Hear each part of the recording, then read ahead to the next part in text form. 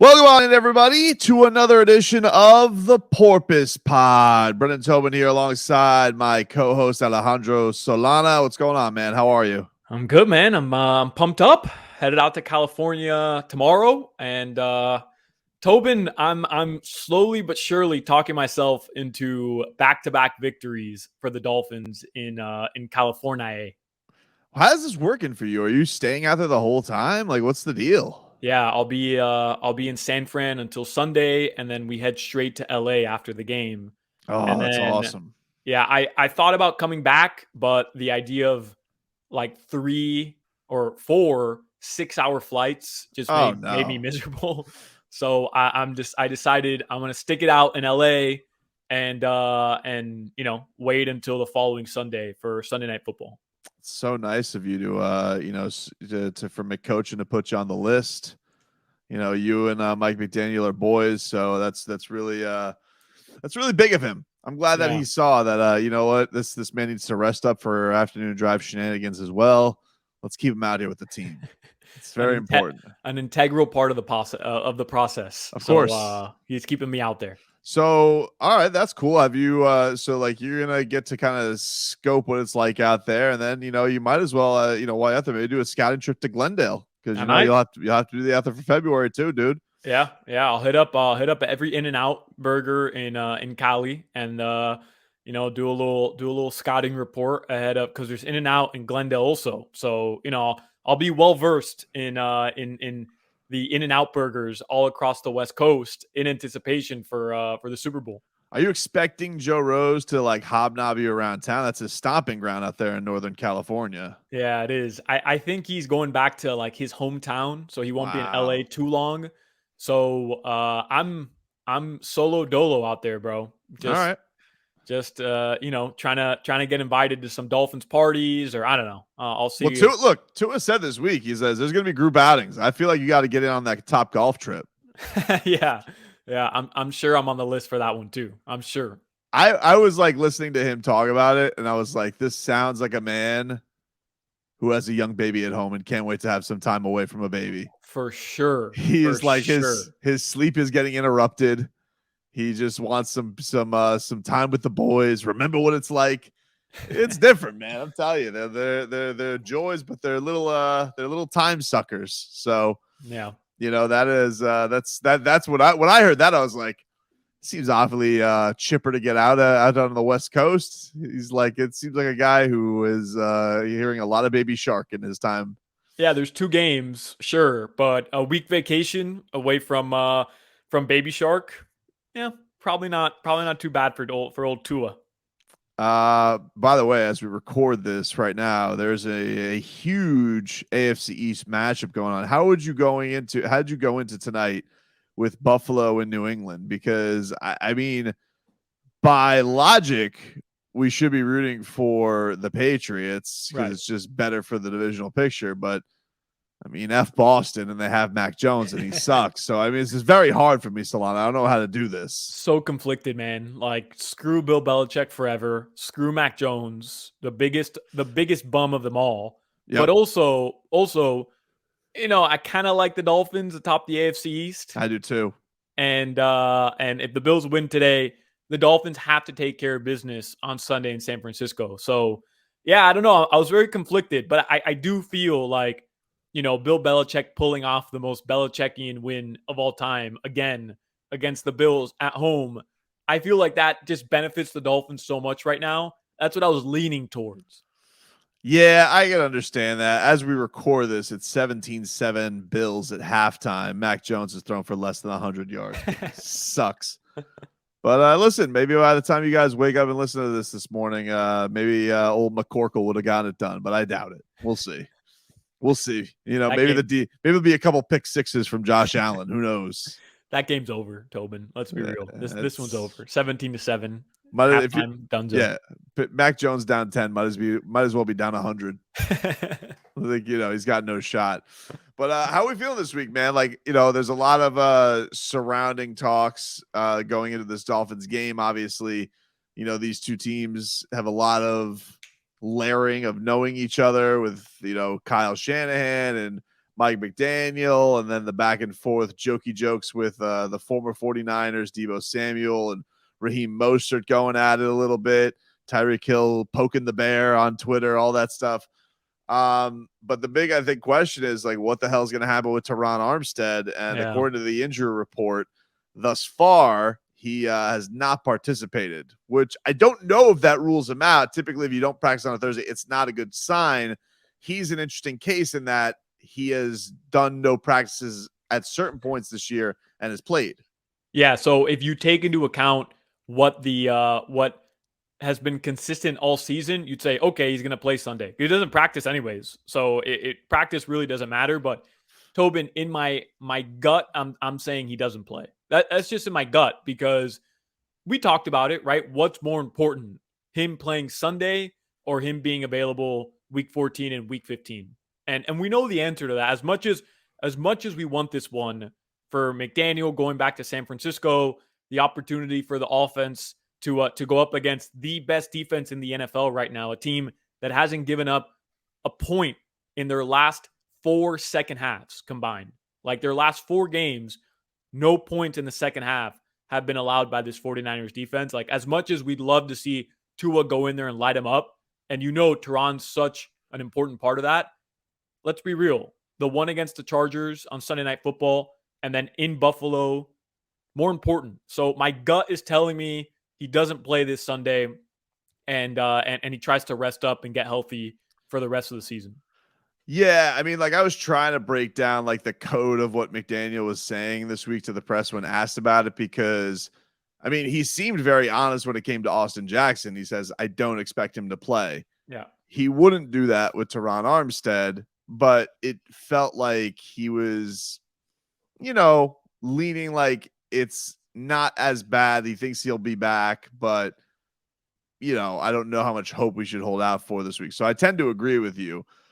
I'm not as down as most Dolphins are, though. Like, I don't think it's catastrophic if he is out this week. I think that what they were put into was a rough situation, because when you lose him mid-game, then you are scrambling a little bit. And these guys, right, we've seen this with the quarterback situation. If you don't prepare during the week like you're going to practice and you're the man, it can be a little bit daunting. And while yes, early in the season, Terron Armstead was not practicing at all, that hasn't been the case recently. He's been getting in his Thursday, Fridays with the team, and they've been getting on the same page.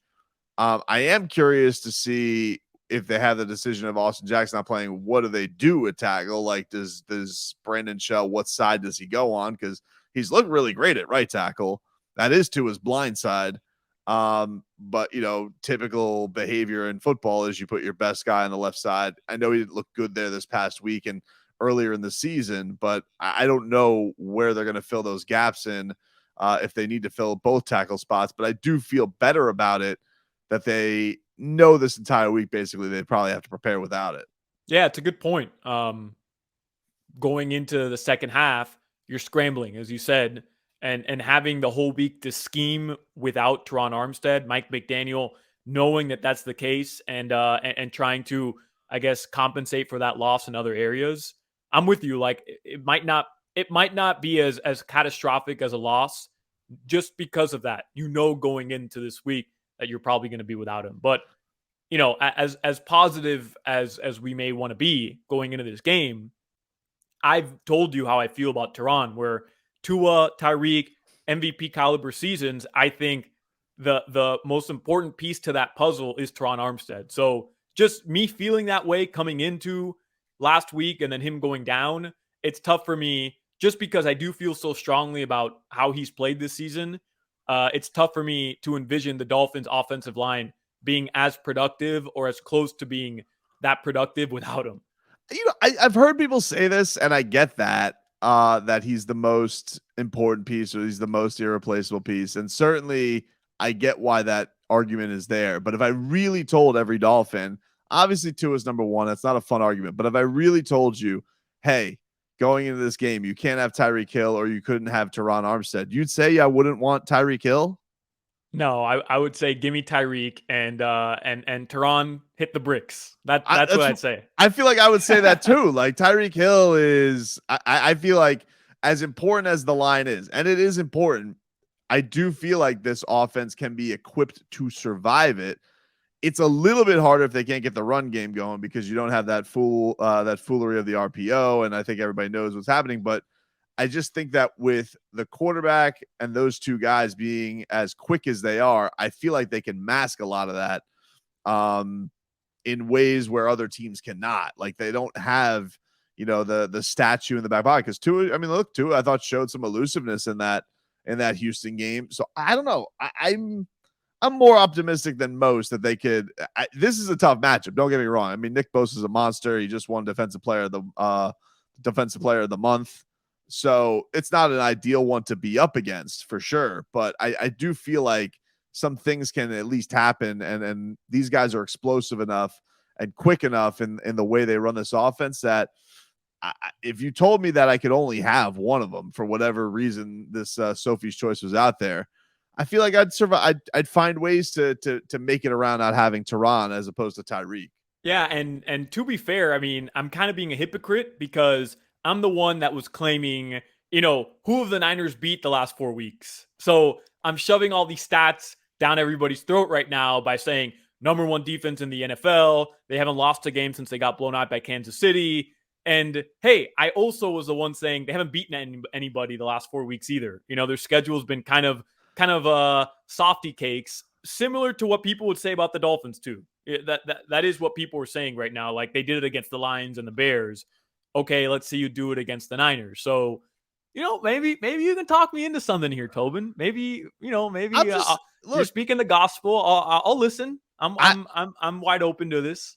If you told me that they didn't have Tua, like people were trying to do this with not having Tua, and I was like, no, they're screwed without Tua. We've seen that. That doesn't work. If you didn't have Tyreek Hill, if there was a game that, yeah, all right, you know what? We have Jalen Waddle. We know life without Tyreek Hill, but to me, he's revolutionized this team and what they bring to the table. Crappy offensive line play. I mean, come on. We should be used to this as Dolphins. This is just another day in the park. We can deal with it. Yeah, we know DNA. We know about this. This isn't Columbo. All right. This is not Tyson Claybo. We've been through the trenches of no trenches. I feel okay. I really do, and I think that they having the idea that they know they have to probably go this week or a couple of weeks without him. I have the faith that this team can put it all together and be all right. I think that we were starting to see some really, really great signs with no Austin Jackson in there for sure, with no Liam Eichenberg. They've dealt with some blows. This game may be the most untouchable blow of them all, but I think they have shown a great propensity to adjust to these guys getting hurt because this was not the line they planned on having this season. We've been through Jesse Davis. I mean, I don't even want to haunt people. There could be kids listening. It's like saying the boogeyman's name. Okay, you know what? You're right. You sold me. All right. I mean, I can't answer that question with any other answer than Tyreek Hill. You're right. Like he has revolutionized this offense. I'm not giving up Tyreek for anything. So you're 100% right. I mean, it is going to come down to that run game though, right? And I do feel like if there's one area that the Dolphins are really going to try to take advantage of the Niners defense, it is running the football, which is weird because their pass defense is 11th. It's their rush defense that I think is first overall. But don't you just feel like Mostert and Jeff Wilson want this bleep so bad? Like I really, and not even because of the social media stuff. Like that's all cutesy or whatever. But both of them going back to San Francisco. Jeff Wilson Jr. was gifted to us for a 5th round pick. And they said, see ya, we got McCaffrey. Don't need you anymore. Like, I really feel like those guys want to run it down their throats. And I do feel like McDaniel, the run game guru, is going to do everything he can to put them in that position. Well, I agree with you. Like, we don't have much of a tracker with Jeff Wilson because so we haven't heard him speak too much. He seems like a pretty cool character. But he runs with bad intentions, and I love that about him. Yeah. Like he really likes to, he's really, I think, in his short time here, really endeared himself to Dolphin fans just with the toughness that he runs with. that they haven't had in a little bit. And I think having Mostert back is going to be great. I think having that thunder and lightning combination in the backfield is definitely helpful.